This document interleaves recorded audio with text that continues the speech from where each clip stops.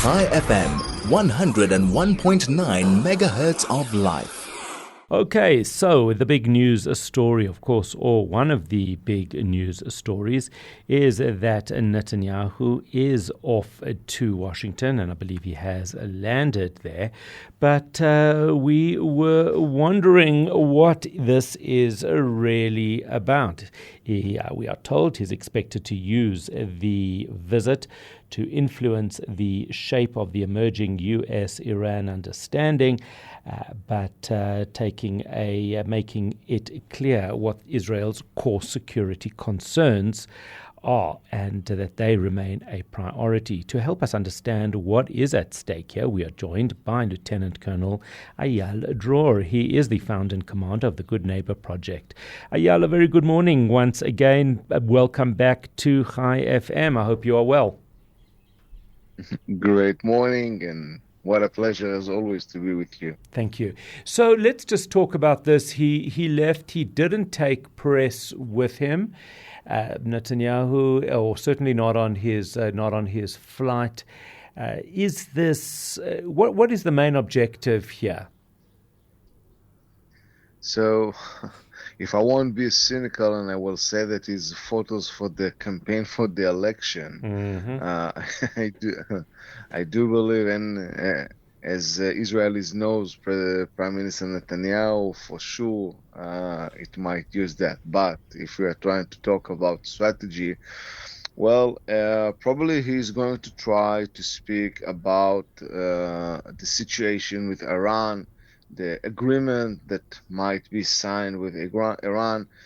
Very concerning voices. First of all, you understand that the Iranian is just trying to earn time. We see that since the day they signed their ceasefire agreement back in April, they are trying to rebuild their abilities. Nobody, I think, don't understand that. Even President Trump said it in his own voice.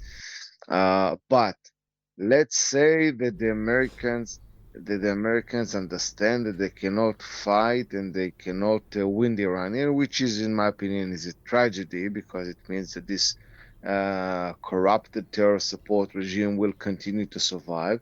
So now we have to negotiate about the agreement. And I remind you that in the agreement, for example, there isn't any talks about the long-range missiles, which disturb the Middle East, which disturb Jordan, for example, which just now entered this arena and should be disturbed. And the Europeans should be concerned, because we have seen that they have missiles for 4,000-kilometer range, although the fatwa of the late Khamenei said that they will not make missiles of over than 2,000 kilometers. So, for example, if this visit will say, okay, I understand that from your own reason you cannot fight and save the world, let's try to make an agreement, which the Iranian probably will not accept, or even if they will side, they will do the opposite. But at least it will be an agreement that's telling and writing everything that needed to be, that the Iranian will be less threat for the world.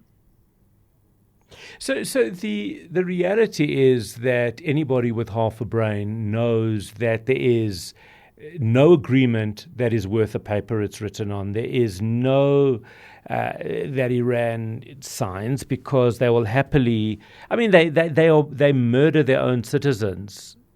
They will lie as well. Lying is no, certainly no comparison. So we know they're going to lie. We know that they will agree to things just for strategic purposes. And if we know that, both Trump and Netanyahu know that too. So what does that mean? What alternative actually is there? Unfortunately, like I'm saying, I think we're talking, Howard, I think in the last year, and I always will hear it goes every time to the same sentence: you must eliminate till the end this terror regime.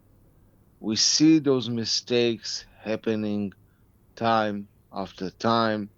Maybe next time we will talk about Gaza. This joke that now these peace protectors, keepers entered Gaza 2 days ago, and how the government of Israel doing the same mistake again. So I cannot blame only the U.S. It's a tragedy. It's a tragedy because those governments need time. It's go back to their perspective of the first days of the Islam, how to earn the time. I'm telling to the audience sometimes the phrase of hudna, the phrase of taqiyya. It's the words from the Islam which describe exactly what we are saying. I will wait until I will be strong. I need to survive. This is exactly what they're trying to do. And unfortunately, from the misunderstanding of the Middle East, or because President Trump knows that, but he got a lot of pressure in the US from the civilians that do not understand that, and they are like crying about the rates of the diesel fuel, which is increasing, for example. They are talking about the world economy.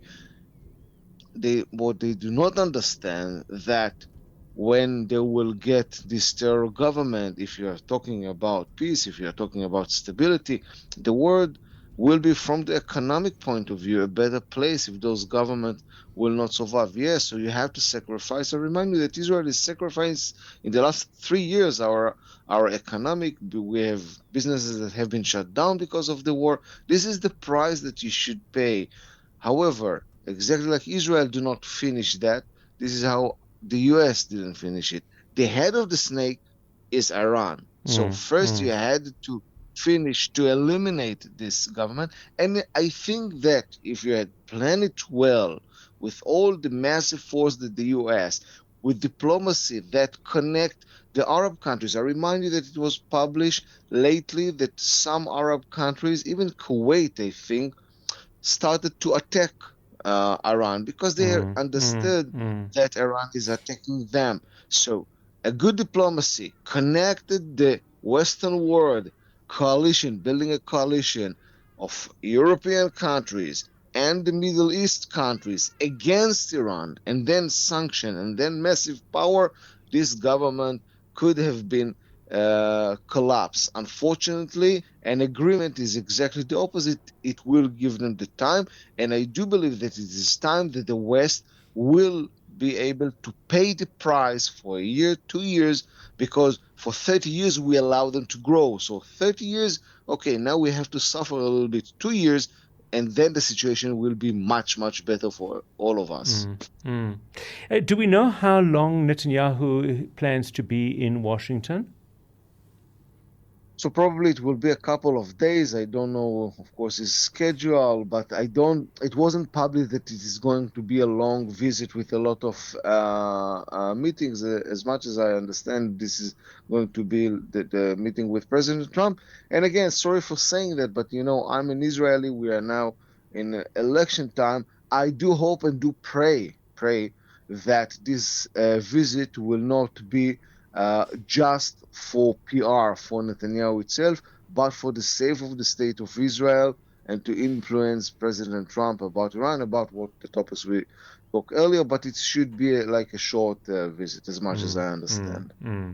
Well, that's where we do need to leave it. We'll definitely keep a close eye on this story because there is no doubt it has significant implications. That was Lieutenant Colonel Eyal Dror, founder and commander of the Good Neighbor Project.